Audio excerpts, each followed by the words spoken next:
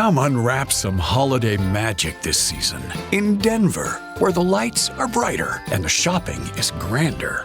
The shows are more spectacular, the trees taller, the festivities merrier. So come for your holiday traditions or make some new ones with your friends and family in the Mile High City, where the season feels a whole lot more wonderful. Discover great hotels and more things to do at milehighholidays.com. And in all of my years of public life, I have never obstructed justice. And I think, too, that I can say that in my years of public life, that I welcome this kind of examination, because people have got to know whether or not their president is a crook. Well, I'm not a crook. I've earned everything I've got.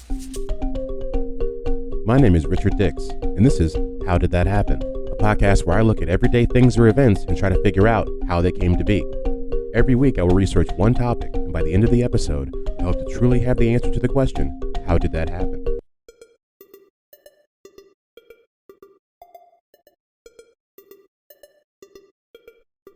All right, and welcome back to another episode of How Did That Happen? HDTH. This is episode number 73 we got coming at you this week. It's going to be about Watergate, and boy, is it going to be about Watergate. Gonna learn a lot about Watergate. I have watched so many movies and documentaries about this stuff. I'm just it's coming out of my pores. But before we get there, as always, a little bit of housekeeping before we hop into the episode. 7 days a week, you can find out how things happen over at hdthappen.com. There you'll find all the episode transcripts as well as pictures and videos from many of the episodes that kind of show you where I get the information from.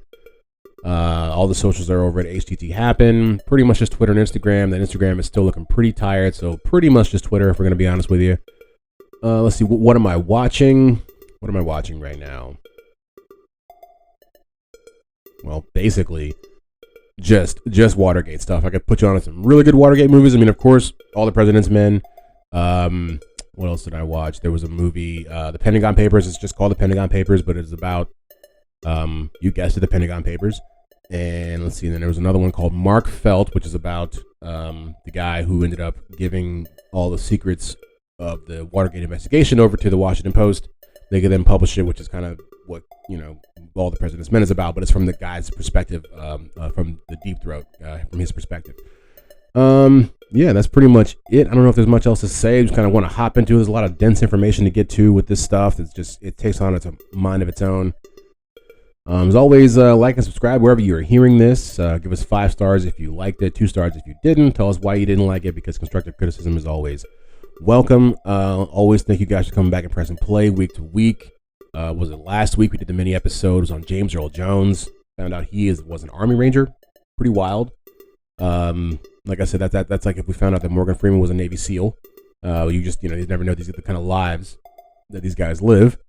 But yeah, definitely give that a check out. That was our 30th person we've done. Got a few changes I think I want to kind of make to the people that we cover in Bite Size Bios. That's a whole different story for another time. So yeah, I think before we get to the episodes or anything else I wanted to say, I don't think so. So yeah, without further ado, as we're known to do, here is the episode.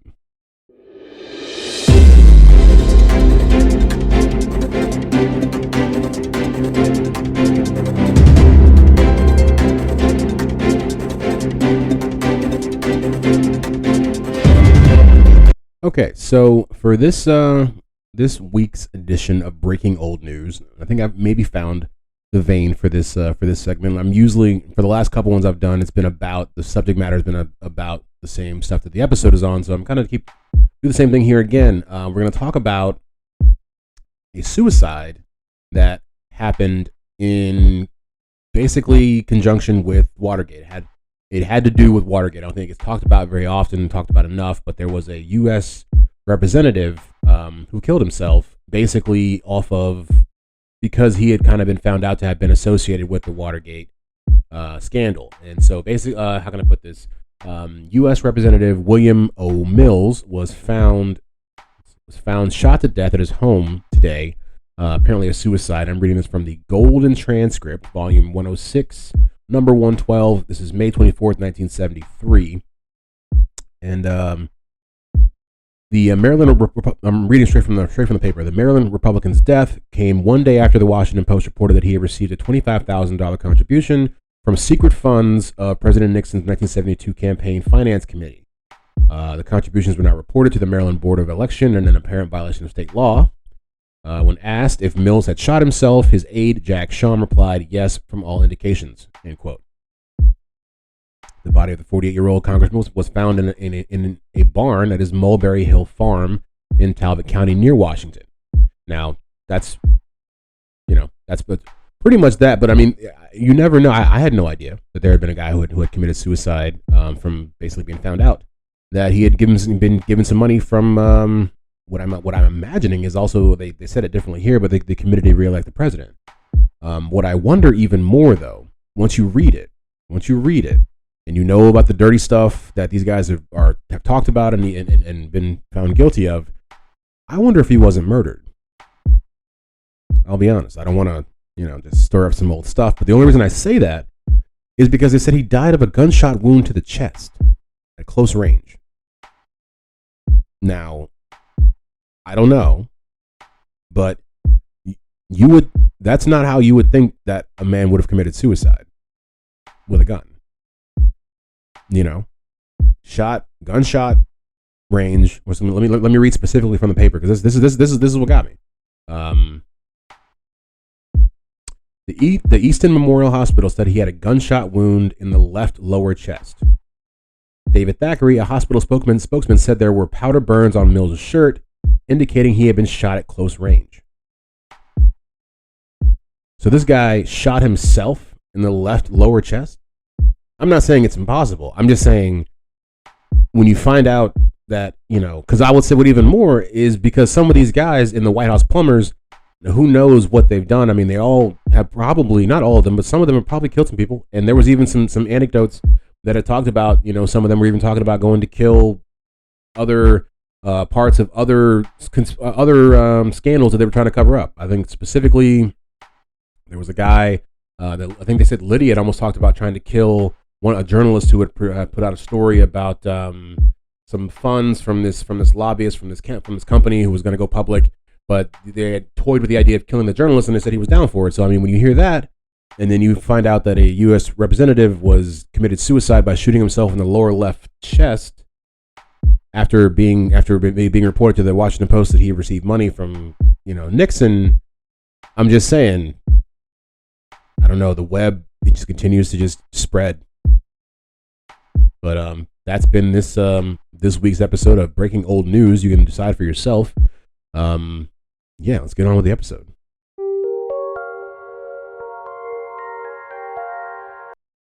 The story I'm about to tell you has a lot of twists and turns that are hard to follow sometimes. And it took me quite a bit of research and understanding to kind of draw the conclusions I'm about to present to you. But I hope that you can understand it as well as I feel like I do.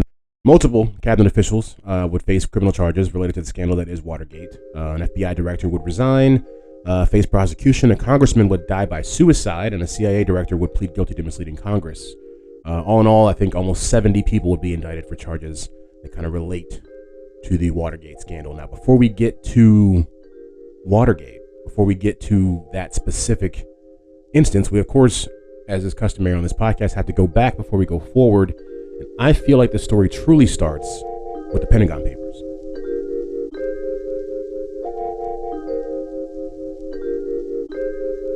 Now, I had no real idea what they were before this. I knew that I'd heard them before. I mean, the alliteration is there. Pentagon Papers, it's fun to say, even if you don't know what it is. But what it truly is its official title is the Report of the Office of the Secretary of Defense Vietnam Task Force. And it was basically a study that was instituted by the Department of Defense that kind of details America's political and military involvement in Vietnam from 1945 to 1967. And this is important because it would get out to the public, and the public would realize that basically America had been lying to them about the Vietnam War for upwards of 20 years.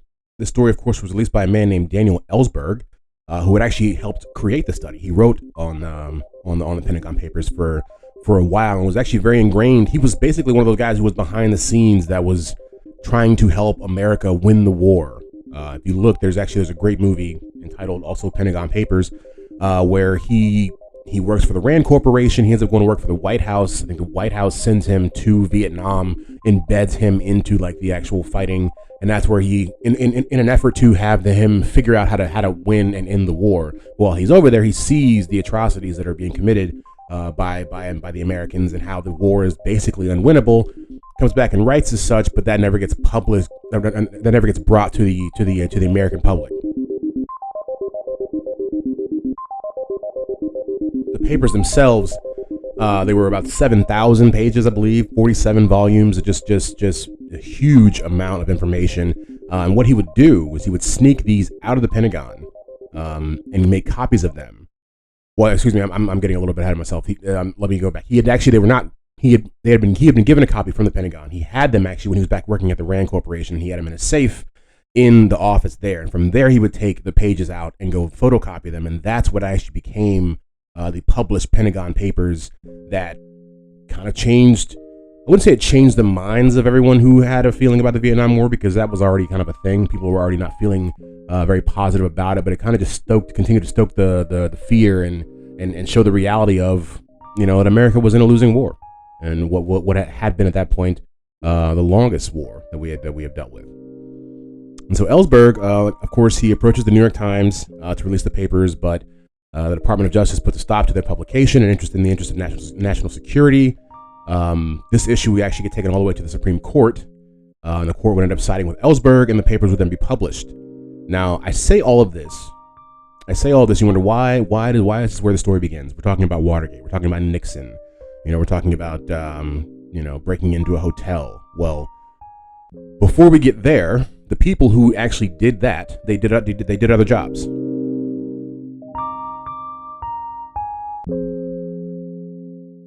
And their first job was on the Pentagon Papers. Their first job was to break into the psychiatrist's office break into the office of the psychiatrist who was treating Daniel Ellsberg. And I couldn't quite get a full beat onto what the specifics of what they were looking for. I wasn't sure if it was for just to know that he was talking about the Pentagon Papers, or if it was to kind of get information on his life to kind of discredit him. I think it was probably the latter. But that was the first thing they ever did. And these men, like I said, they were called the White House plumbers. And they were called this because they were said to plug leaks, if you will. And they would end up, from that point forward, kind of doing a number of different jobs in the name of the Nixon administration. Now, there were a bunch of guys who were kind of floating around in power and who would kind of call the shots for this team, but it was all set to supposedly come back to Nixon. And then one of the movies that I watched said they did this on purpose. They did it so that it would be as confusing as it was, because basically these guys were getting paid out of what was called a slush fund that was related to the Committee to Re-elect the President, acronym CREEP, if you want to get deep. But so that wasn't directly connected to the president himself. But of course, I mean, obviously, why wouldn't the president have like direct knowledge of things that are happening in the committee that is trying to re-elect him? So later on, they kind of parse it out to come down to who gave the orders and what the president did and did not know. I mean, depending on who you are, I'm sure you have your own opinions. I firmly believe that anybody who's in control and in power and it has, I would say, final say. I realize there's people, that when you work in those big machines that have so many people that work with them, you can't always say who's doing what, but you have an idea of the tone and the integrity of your office. And what I will say from watching and doing so much research, nobody in this administration was trying to do the right thing. I laughed out loud because I watched one documentary in which I believe it was the deputy chief of staff for Nixon's first administration. And I forget his name, but he literally said, he's like, we didn't even think about telling the truth. Like, that wasn't even on their radar. They're not even trying to be truthful. This is all about, all of this entire thing is really all about trying to maintain power. But no, so let's go back a little bit. We got the Pentagon Papers. We got the White House plumbers. The White House plumbers come on the scene because of the Pentagon Papers. And the Pentagon Papers end up getting released, I believe it is in 71. And what's crazy is all of this happens. There's so many things that happen between, I want to say, like 68 and 72. Basically just the entire Nixon first administration that just, I think, that none of them could have happened without one another.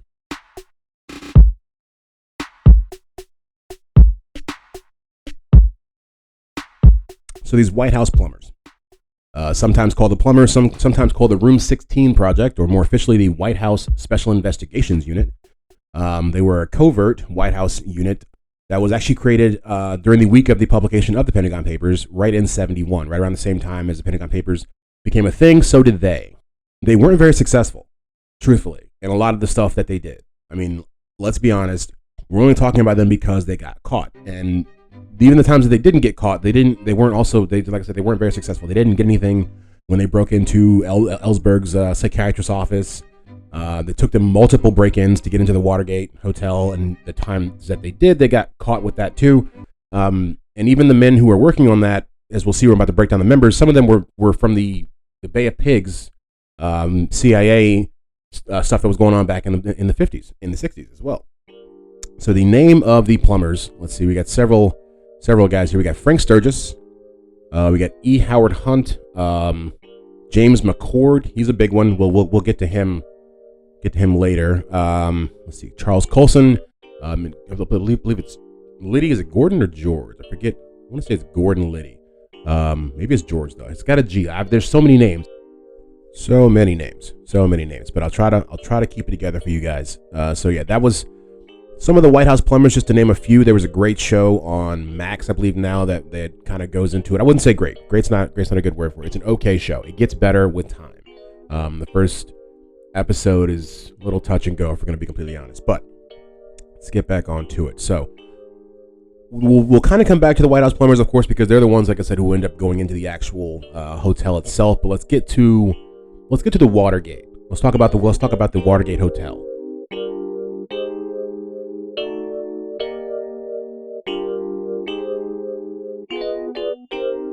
So the Watergate area is bounded on the north by Virginia Avenue, and on the east by New Hampshire Avenue, and on the south by F Street, and on the west by Rock Creek and Potomac Parkway, which runs along the Potomac River. It's in the Foggy Bottom neighborhood next to the Kennedy Center and the Saudi Arabian Embassy. It used to be, I believe it was natural gas. Let's see, there used to be, for a long time, the land was occupied by the Watergate complex, the gas works of Washington Gas Light Company. They did a mixture of hydrogen, carbon monoxide, methane, all that good stuff for heating, cooking. Yeah, so it was a big gas production area, but they stopped making gas there. We're getting natural gas from there in 1947. So the plant was demolished not too long after that. And that is when they start to build the hotel, right around the 50s. I wanted to know also where the name comes from, the name Watergate, because it's something that everybody kind of knows, but you never think about, like, because when they made Watergate, they didn't know it was going to be Watergate. And it's still Watergate now, but it's not Watergate. It's not the scandal. It's just the name. So the name relates to, and we'll find there's a number of different people who think they know where the name came from. It relates to the numerous aspects of its physical and historical context. The complex sits near the eastern terminus of the Chesapeake and Ohio Canal, which is now historical parks. Could be one of the reasons. In 2018, a man named Joseph Rodota, he wrote a book called The Watergate, Inside America's Most Infamous Address, and he gives 3 accounts. Like I said, no one knows, really. He gives 3 accounts as to where the name actually came from. He says a playwright named Warren Adler came up with it while working as a publicist for the developers. Maybe a man named Nicholas Salgo, who was a New York financier, he suggested it. But this is the one that, to me, I think actually makes the most sense. So in 2009, a guy named William Noble wrote a book called Presidential Power on Trial. And he says that Watergate got its name from overlooking the gate that regulated the flow of water from the Potomac River into the tidal basin at flood tide. That makes the most sense. I think the rest of it is just ridiculous. We're just going to go with that. And so that, now that we have a little bit of the history of the hotel and the building, not much. There's not much. I mean, it's a hotel to me. And also executive offices. That's the part that I also as a kid could not understand. When they were like, oh, it's a hotel. I'm like, then why were people working there? But then the older you get, you realize that a lot of hotels also they do that. They also have executive working spaces. The big ones do. Like, this is how they make more money. I think you can charge more for commercial space in some cases than like a regular hotel room, so it kind of makes sense.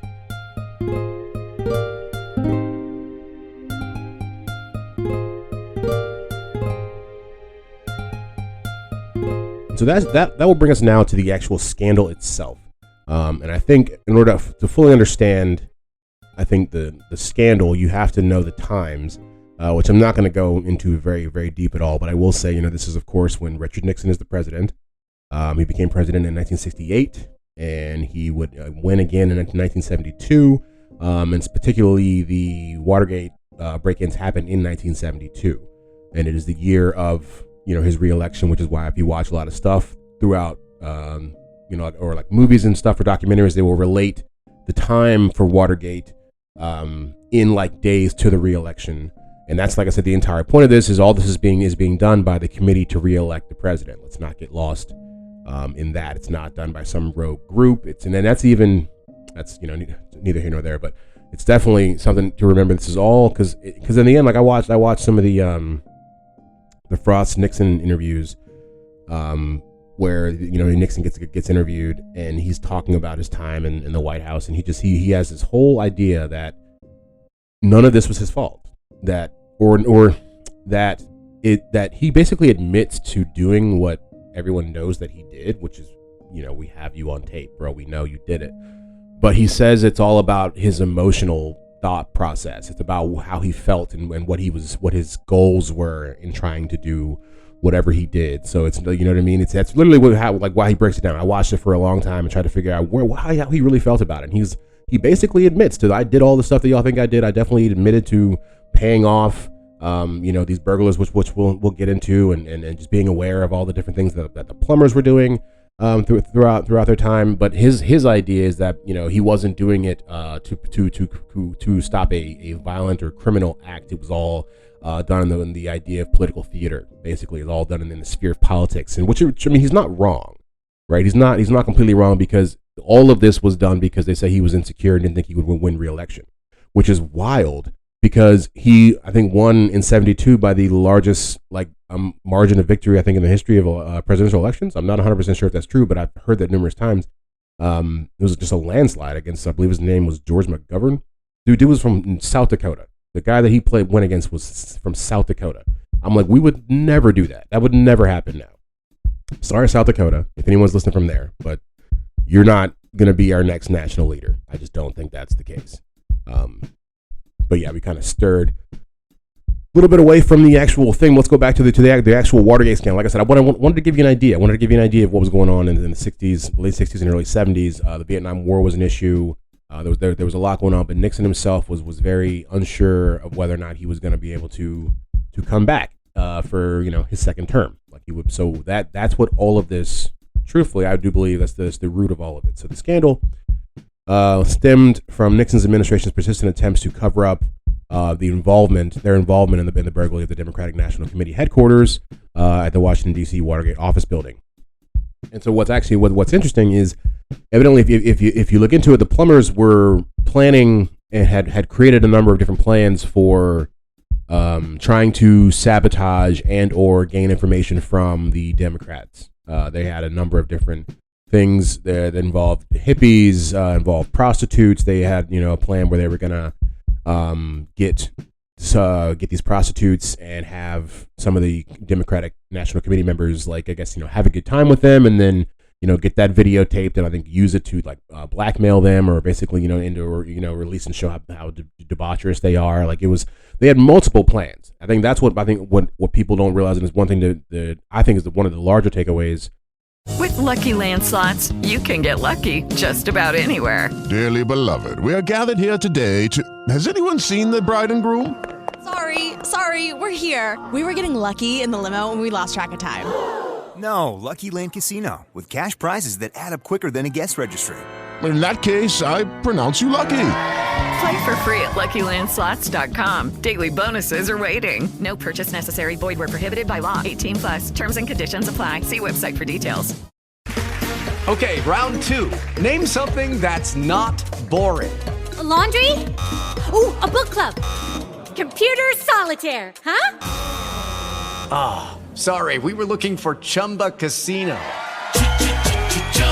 That's right. ChumbaCasino.com has over 100 casino-style games. Join today and play for free for your chance to redeem some serious prizes.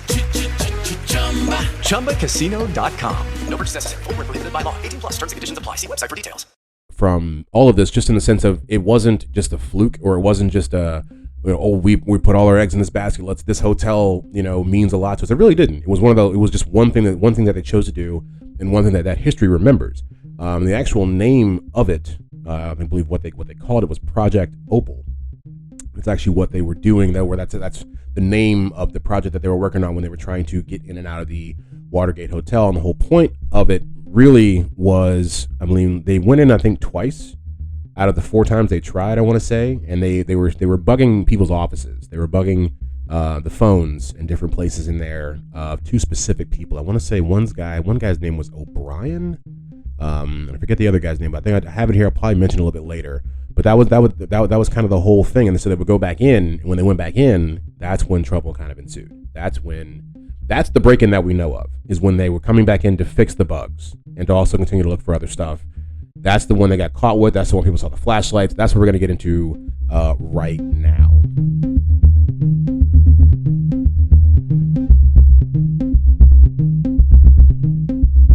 What happened the night of the break-in? I feel like that's what I wanted to know when I started looking at this. And I just went into this. There's so much. This thing is a spider web. But we're going to talk specifically right now about the actual night. So, 2 phones inside the DNC headquarters offices were said to have been wiretapped. Right. One phone belonged to Robert Spencer Oliver, and the other belonged to O'Brien. Now, at the time, Oliver was working as the executive director of the Association of the State Democratic Chairman, and Brian was also there as well. First name Larry. And so the FBI found no evidence that O'Brien's phone was actually bugged, and that could have been because they messed it up, or they took it out and were trying to replace it before, or they got caught before they could replace it. But basically, that's, like I said, that's what they were there for. And so on that night, security guard Frank Willis, who worked the midnight to 7 a.m. shift as the security guard of the Watergate office building, he noticed some tape on the door to try to get into the actual, I think, through the parking garage, which was pretty normal, actually. And this is what the kind of messed up part is that the workers would do that. He knew that. So the first time he saw it, he wasn't actually it didn't seem out of the ordinary. But he came back later on. They forgot to take it off the second time. He came back and saw it, I think, later on, and he knew that the workers were already gone. So then he was like, okay, so now someone's actually trying to break in. He actually has these entries. They have pictures of his log, and then I think I'll probably end up putting it on the website. There's amazing how much evidence there is. But right around 2 a.m., he saw this and called the D.C. police.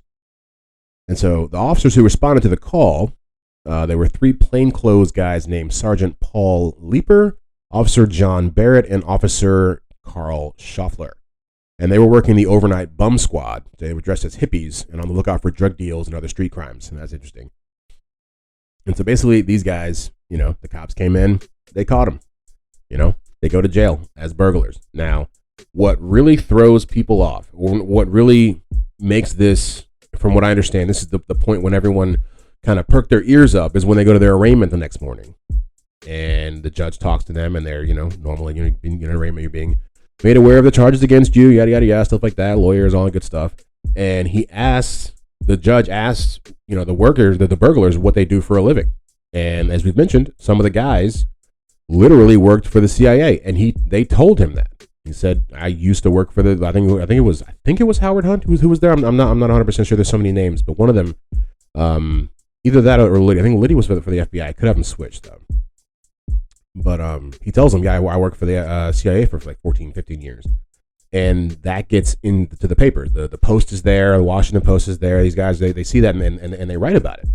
And that's when everyone knows this is more than just larceny. This is more than just a break-in. This is, if former CIA is breaking into the Democratic National Committee's office, this is a little bit more than just nothing. And now, granted, and what we'll find is that this really became, and I think still to a small degree, is what some people will call a nothing burger, in the sense of like media and how it was kind of taken, I think, over time, because the America would end up not caring about this. In this large scheme of things, when it happened, America did not care, and they mentioned that in multiple movies and documentaries. I mean, I think they said only 48% of the entire nation at the time, up until I think, Nixon's resignation, knew that Watergate was even a thing. That's why, like I said, there's all this happened, and they covered it up, and he went on to win, by the largest margin of victory ever. You just wonder how insecure this guy really was. I mean, if people liked him or not. It's pretty wild that you would think that people don't like you that much, and then it turns out they love, or at least they like the version that you present to them. I don't know. So yeah, that's the night. That's what all of this. I wouldn't say it's what all of it comes down to, but it's definitely the part that created the Watergate scandal that then just takes on legs of its own. You find out there's so much more into it, including, the releasing of all the information after the fact. Deep Throat. We're gonna talk about Deep Throat here in a second. But before I get to that, I want to tell you another interesting offshoot of this story, and it is about the kidnapping of Martha Mitchell.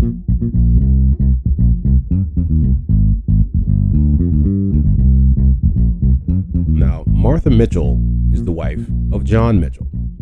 John Mitchell was the Attorney General of America up until right around 1972, in which he, at that time, resigned and then became the campaign manager for the Committee for the Re-election of the President. There goes that name again. Like I said, everything is done through the Committee for the Re-election of the President. Basically, they're just like you could say however you want to say it. They're like the mob, end, the mob arm of Nixon's. If you need something done, we go to Creep. Creep gets it done. Now, remember I said McCord earlier, one of the White House plumbers.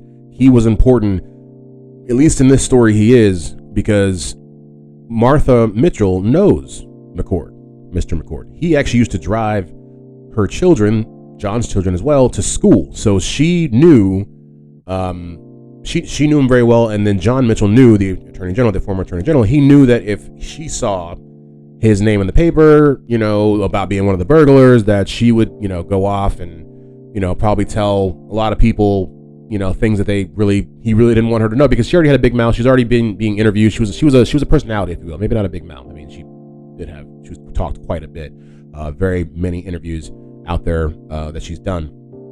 And so he's trying to keep that from happening. He knew that because my wife talks a lot, and she knows this guy can't have that happen. So what happens is, I think 2 days after the burglary, she gets arrested, or she gets kidnapped by some FBI agents, literally, by 5 dudes, and goes crazy. Ends up getting I think they shoot her up with some sort of drug to knock her out. They supposedly kick and beat her, from what she says. This is wild. They sedate her. She was given some medicine by a psychiatrist, and then they let her go not too long after that. But she ends up living. She ends up divorcing that guy. I'm pretty sure. Her and John Mitchell are no longer together. But it's just crazy. So many different parts. Like we've already discussed at this point. The suicide from the congressman that may or may not have been a suicide.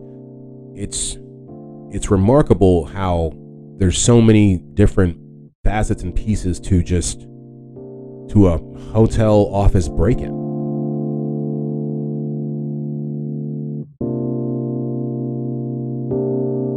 The world didn't know much about Watergate, or didn't care much about Watergate for, I would say, I don't know, until probably the Washington Post made it a thing.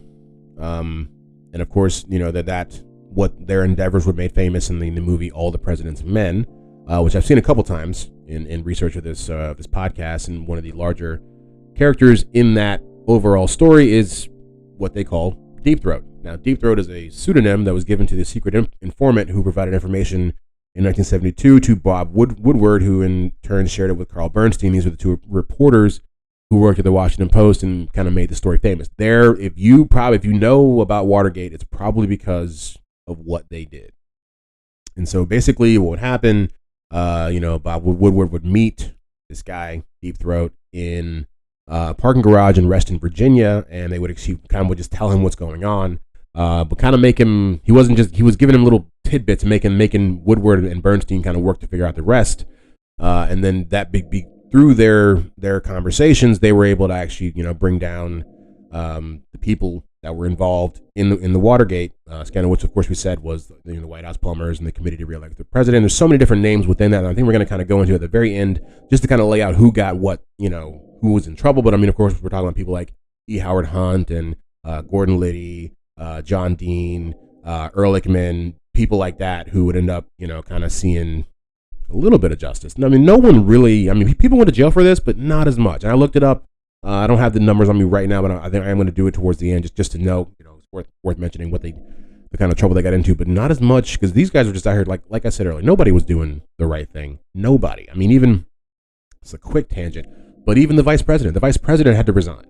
Spiro Agnew had to resign because he had taken money from some people, I think when he was the governor of Maryland, and kept taking money even when he was still a vice president due to some business that they had done together. And he was like the first president to have to resign in like 150 years. Like this entire administration was just like, I don't know what's crazy. I mean, even down to when John Mitchell got confirmed as the attorney general, I think he was, Nixon was said to ask that he not have to go through a background check process. I mean, it's like, what, dude? Like this, what? How was nobody here? How was everybody here a criminal? That's what I couldn't figure out. Like everybody here was down to do some dirt. Nobody, it's all in the name of patriotism. It's all, we're all love America and we're all down to do some dirt in our name or, because we love America. Everyone's a spy. It's crazy. I mean, even down to, great point, down to Deep Throat. We come to find out, this is wild, Deep Throat was the former associate director of the FBI, Mark Felt. That's Deep Throat. But we don't find that out for 30 years after the Washington Post. At this time, even when they published it, but we find that, of course, some people knew, and even in the 80s and 90s, and it was even speculated, I think, in the mid-70s that it was Mark Felt. People talked about it. People aren't dumb. But it was never confirmed until 2005. And there was a great movie out there. I believe it's called Mark Felt. It's called Mark Felt, the man who brought down the White House. But it is all from his perspective, which I thought was a not very talked about perspective. Very often, it's usually told from Nixon's idea or his people, or it's told from the Washington Post, or it's told from like the public's, but it's never told from like the guy who basically did bring down the White House. And you find out, like I was saying before, it's all the stuff that happened in between 68 and 72. J. Edgar Hoover dies in May of 1972. Right? He created the FBI. He was the director of the FBI. He was the guy who made the FBI.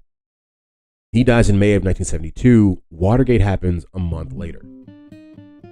Now, Deep Throat, Mark Felt, he was basically, he felt as if the FBI did him wrong. He felt as if the FBI did him dirty. He has a story too. Oh my gosh, does he have a story?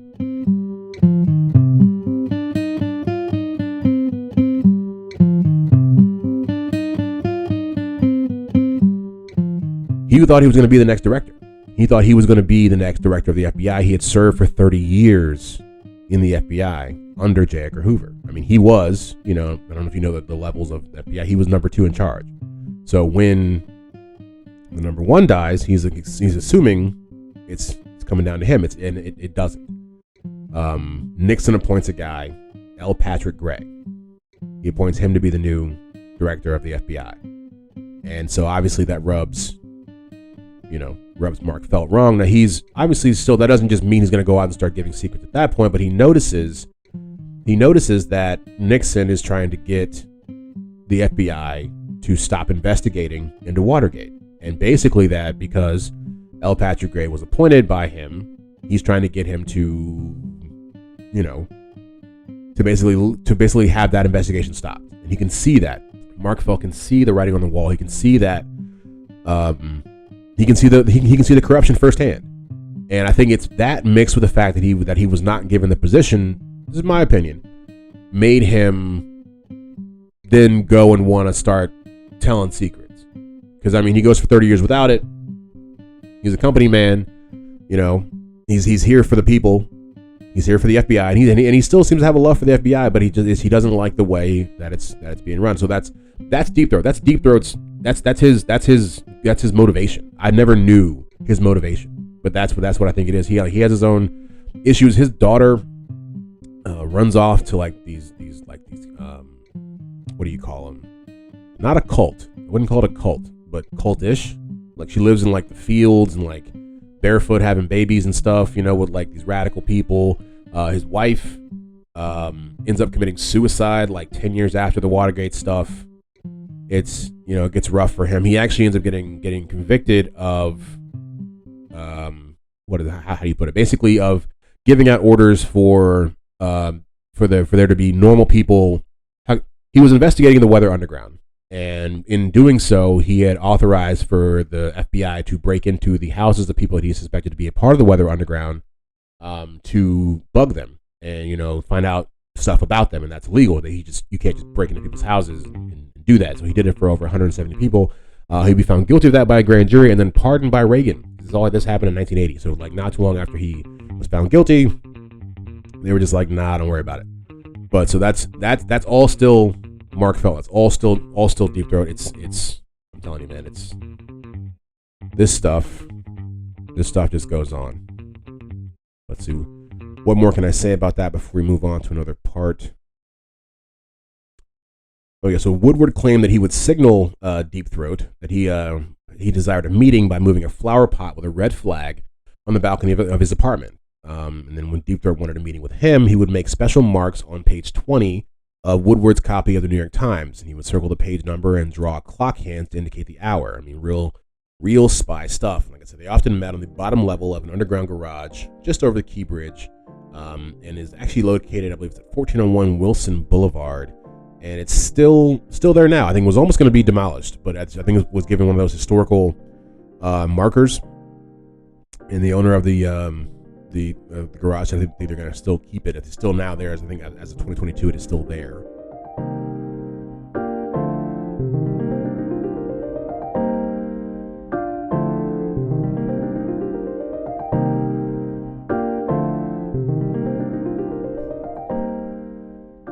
Okay, so that is, I would say, can't even you can never say that's it. That's all, but definitely not. There's so much to this story, to this entire scandal. But I would say that's the majority of it. What I think we'll cover now, one of the last few things we'll cover is just who got jail time, and what happened to those people, because that's, I think, important as well. We find out about all these crimes that they committed, who actually went to jail. So there's a number of different people who ended up getting a little bit of jail time, and now there's what's been called the Watergate 7, which can kind of refer to two different sets of people. I think in all, there's about, give or take about 14 people ended up kind of getting some jail time here. So of course we got Gordon Liddy. He was one of the White House plumbers. He would end up being sentenced to 6 years and 8 months in prison. Served 4.5. Howard Hunt, he was the guy, like I said, who was in the CIA. He was the guy, I believe, like I said, when the judge asked him, what do you do for a living? He was the guy who used to work for the CIA. That's when everybody was like, whoa, this is more than nothing. He would be sentenced to 2.5 to 8 years, but ended up actually serving 33 months in prison, so just under 3 years in prison. Howard Hunt did. Liddy did 4.5. Let's see. Some of the Cuban guys who were also in the plumbers, Virgilio Gonzalez. Let's see, he did 13 months in prison. Eugenio Martinez, he did 15 months in prison. He got pardoned by Ronald Reagan. Interesting who Ronald Reagan chose to pardon and who he didn't. Let's see, McCord, James McCord, the guy we said who was kind of involved with the reason for the kidnapping of Martha Mitchell. He would end up serving 4 months in prison. Let's see if there's anybody else worth mentioning. John Mitchell, the former Attorney General, he would end up serving 19 months in prison. It's pretty wild. He was sentenced from 2.5 to 8 years and got reduced to 1 to 4, but ended up serving 19. I had no idea that we had an Attorney General who went to prison. But I mean, if it's on the Nixon administration, I can believe it now. I mean, like I said, everyone that he around him was a criminal, and that's why I think it's funny. I think I'm gonna play that at the beginning. The I'm not a crook speech. It's like maybe you weren't, buddy, but everybody you associated with was. So it kind of makes you a crook. Let's see, John Ehrlichman. He was the former assistant to Nixon, in charge of domestic affairs. He served 18 months in prison. I mean, all these guys. If you were around Nixon back in the 70s, you probably went to jail. But Nixon, of course, had to resign. I will play a little bit of his resignation speech here for you right now. Therefore, I shall resign the presidency effective at noon tomorrow. Vice President Ford will be sworn in as president at that hour in this office. As I recall the high hopes for America with which we began this second term, I feel a great sadness that I will not be here in this office working on your behalf to achieve those hopes in the next 2.5 years. But in turning over direction of the government to Vice President Ford, I know, as I told the nation when I nominated him for that office 10 months ago, that the leadership of America will be in good hands. And of course, that resignation would happen in 1974. Of course, that would mean Gerald Ford will become the president. Of course, Spiro Agnew, like I said, could have become the president had he not have had to resign for his own issues with just breaking the law. Like I said, everybody here was just breaking the law. But yeah, that's pretty much the aftermath. Like I said, people went to jail 2-3 years. I'm not sure what's a suitable punishment, truthfully, for this kind of stuff, because it depends on how you look at it. You know, I've watched a lot of stuff, and it's like, yeah, they're breaking the law, but it's like it's all just infighting. It's all just political infighting is really what it is. Like, I mean, there's some stuff that happens outside of it, but I mean, it's more like collateral damage than anything that's actually like them. I don't want to, but you almost kind of do want to side with Nixon a little bit. It's like nothing was so super criminal. It's just a bunch of white collar crime after white collar crime, you know, covering up more stuff. You know, it's I don't know. I still got some processing to do on this, honestly, because I've watched so much stuff on Watergate that I'm sure after a week I'm gonna take a break now. I'm gonna take a break and I'll watch it, and we'll reconvene with the mini episode. I'm sure I have more to say on that once I've had a chance to think about it. But yeah, I believe that's gonna be it for this episode.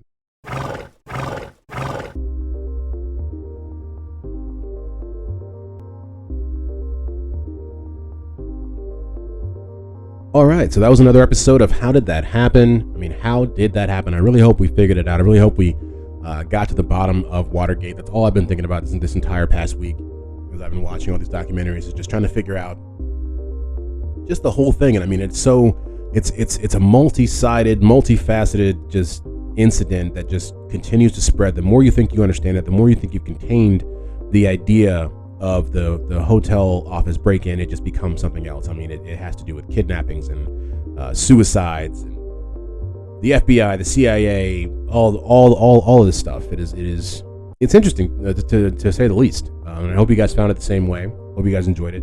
I toyed with the idea of there being a part 2. I don't know. I think like I said, there will definitely be more to cover on the mini episode next week. So look for that. If we don't get to the whole part 2 part of it, there's just so much. But yeah, always thank you guys for pressing play. As always, give us a like and subscribe wherever you find this. 5 stars if you loved it. Really hope you did. 2 stars if you didn't. Tell us why you didn't, because constructive criticism is always welcome. We definitely appreciate it. Is there anything else to say before we get out of here? I don't think so. So yeah, see you next week with the next bite-sized bio.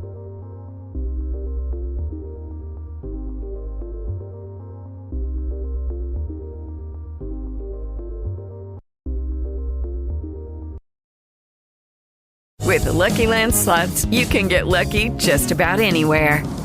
This is your captain speaking. We've got clear runway and the weather's fine, but we're just going to circle up here a while and get lucky.